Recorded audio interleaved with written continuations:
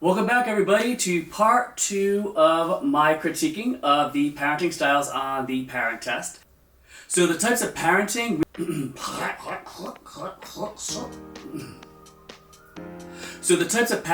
that we will be looking at today will be free range, strict, high achievement, and negotiating.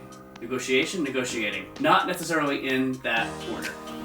If you did not get a chance to see the first episode of this video, you will find it in the link below. While you're there, feel free to like this video, share it, and if you like my content so far, then please, if you're so inclined, subscribe. So first up, we have the free-range parents with their style of raising children, and this is one of my favorites because free-range children, I never have them in school. Free-range children are typically students that are homeschooled, or at least the way that it's described by these parents. I do admire them for their unique lifestyle in traveling with their children to see the world. It is definitely a very unique way of teaching your children. I do have some questions though about how those children socialize, and I think another parent does bring it up, and the mom answers that they do have specific groups that they get together. I guess there's other groups of parents that do this sort of thing and they meet up. However, it's not the same as being in a routine and stable setting. Schools provide a structure, a sense of safety, and a sense of stability. This makes a teacher wonder, how will these children fare if they go to college or in the work world later on when they have been so nomadic their lives? Actually, I believe the term the mom uses is feral. It is repeatedly said that they are recovering helicopter parents, but in this case they have gone from one extreme to the other. So I don't think that this is a typical case of free-range parenting. Can we just talk about the term free-range? I cannot use the word free-range and not think of like organic free-range chicken that you buy at Whole Foods or something. Are they fed organic feed? I do hope that the type of homeschool student that does not fall into this category is the type that is those cult children. Are they considered free range? No, probably not, because cults are very strict on their rules. I have had students that they were sent from homeschooling to public school and very quickly pulled out. I think in the scenario I'm thinking of, this girl was in 9th grade and the parents had an issue because we were studying Romeo and Juliet, which is basic 9th grade curriculum. However, the parents asked for an alternate read because there was suggestion of sexual activity and too much violence. The book they recommended was actually The Wizard of Oz, which, by the way, I love the children's storybook, The Wizard of Oz. And even though The Wizard of Oz does not contain anything sexual, it is actually a very violent book. So clearly they've never read it. If you've ever read The Wizard of Oz, it is brutal. Creatures are stung to death, ripped apart, heads chopped off. Dorothy is a total gangster in that book. She runs that witch like a boss. But back to the TV show. So as far as free-range parenting is concerned, I honestly don't have any opinions on it because I don't really have much feedback because they're never in the classroom. Or if they are, then we just know them as students who were formerly homeschooled. I will say that homeschooling has come a long way, especially since now most homeschooled children can join virtual academies, such as the one that I teach at. This takes a great deal of the pressure off the parents to have to know all these different subject areas and to prepare their own children to pass these state tests, or to pass the tests that allow them to qualify for each grade. I'm not quite sure 100% how it works, but hey, virtual learning, look it up, we're here. Next up, we have high achievement parenting. Here we have a gay, single African-American dad, and he feels that high achievement is the best way to prepare his son for a world that is going to challenge him for not only his culture, but for having a homosexual parent. Teachers, of course, love high achievement students. Similar to the intensive students, they do very well on standardized tests. They are all about excelling. You have tremendous amounts of parent support at home. In the younger grades, they're absolutely amazing in class, but I do feel, in my experience at the middle school level, I do have some students who are definitely high achievement. I mean, they are doing college level work, and they are definitely not being properly challenged in the public school, middle school setting. So I wonder if most parents who adopt a high achievement style, if these are the parents who choose charter or private schools. But make no mistake, high achievement will work out very well when they reach the high school level, and there's the opportunity to take advanced classes, AP classes. And not that I necessarily agree with this, but some high schools offer college courses, which to me is no. Save college level courses for college. And a little side note, those college courses, 90% of the time, are nowhere near as much as challenging as the AP classes that high schools offer. So take note of that, high achieving parents. High achieving students are under a great deal of pressure from their parents, and also they learn to put a great deal of pressure on themselves. I have seen some situations where high achieving students will resort to certain types of stimulants in order to reach the high expectations set for them.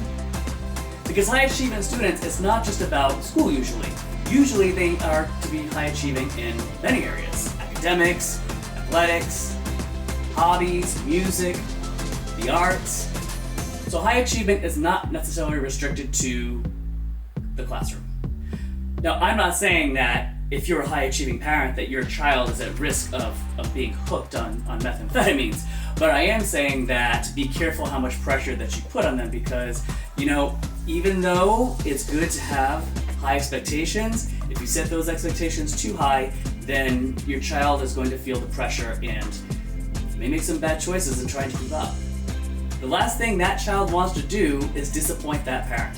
In fact, as we see here, the father during the climbing test tells his son that no, he won't be angry if he can't do it, but he will be disappointed. And that fear of disappointing his father was in itself a motivator, but it was definitely negative reinforcement, not positive. But overall, high achievement can be a great parenting style as long as it is not taken to an extreme. And as one of the other parents says, let the kid be a kid, and this dad says that yes, we don't see it here as portrayed in the show, but the son, Elon, he does have playtime as well.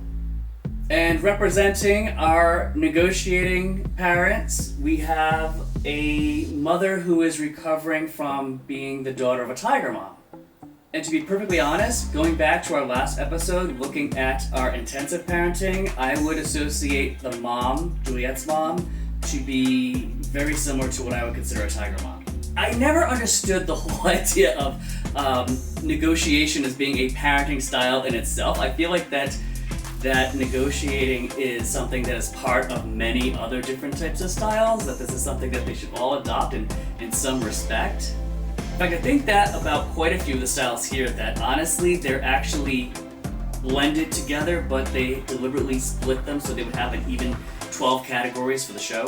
But if we're going to look at negotiation as a style, these students to me would be very difficult to point out, so I can only tell you how I feel about students who try to negotiate in the classroom. So if they take this negotiating ideology or this negotiating practice and use it with all of their authority figures, then you definitely run the risk of some friction. In a classroom environment, there are times when there can be no negotiation, especially at the younger ages. At younger ages, there are structures to be followed, there are things that have to be done, and there are routines. And those things are not to be negotiated. Although I highly respect a student when they want to practice negotiation with me, at the same time, if this happens frequently, this can be very frustrating. And I cannot negotiate with each student based on what they want. Especially in high schools these days where class sizes are up to 36 to 40 students. Yes, that's right. I have had between 36 and 40 students in my classroom. So when you have a teacher who's trying to teach subject matter, maintain classroom management, and keep peace and order, the idea of negotiating anything outside of the lesson plan or the agenda is just beyond comprehensible. Now, negotiating will come in very handy when it comes to the workplace. That I could foresee this being a very, very important quality to have. And I can also see at home where negotiating is an important style because it does teach the student how to, well, in that case of the parent, the child, how to bargain, how to consider different sides. So either way, negotiating will definitely help these students either become diplomats or politicians. So lastly, I'm going to cover strict parenting. This family, I forgot how many, but they have a whole litter of children. Not too many as in like you can never have too many children, but way too many children for me to even consider ever having if I ever did decide to have children. I do disagree with this family being representative of strict parents, only because there is such a religious aspect to their parenting style that I think it might confuse viewers into thinking that religious parenting is necessarily strict parenting. I've seen many children of very religious families have parents that fall into the other styles that we have covered so far.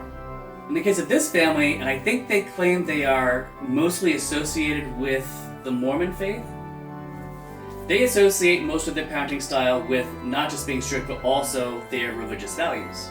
And religious values are great. It is great to have a moral system. Kids in the classroom with a moral compass are fantastic because they are good people. From my middle school experiences, I really enjoy the children of the strict parents because they do exactly as they're told. I am a little bit uncomfortable when I'm being referred to as sir, because they don't all do that, but some of them are kind of trained to do that. Maybe it's a personal thing, maybe I just don't feel like, I don't know. Something about the whole sir thing, it's too much of a boundary. At the high school level, some of those children of strict parents, that same behavior of being very respectful and doing what they're supposed to do and following all the rules, that typically carries over for many of them. However, not all of them. Sometimes at the high school level, children like to rebel. There are some instances where, even at the middle school level, but particularly the high school level, where children from strict families tend to be completely out of control. And it's not because they're bad kids, but it's because their home environment is so strict that they only feel the ability to let loose in a safer environment. And I don't mean that home is abusive, but emotionally safe. And how I love the fact that they have these rules about dating, that you don't date until you're, 16 years old? Let me tell you something right now, strict parents. There's a very good chance that, well, one, when it comes to dating, if this is the case, if you're following that rule, your sons are probably lying to you. Your daughters are not only probably lying to you, but go to school second or third period of the day and check in on them. How much you want to make a bet that they're wearing layers of makeup that you forbid them to wear? Or the short, skimpy, skin-revealing outfit that they hid in their friend's locker? So although strict parenting is not necessarily bad parenting, but just like the others, if it's taken too far, then it can work in reverse. Or at least in reverse to the parents' intentions.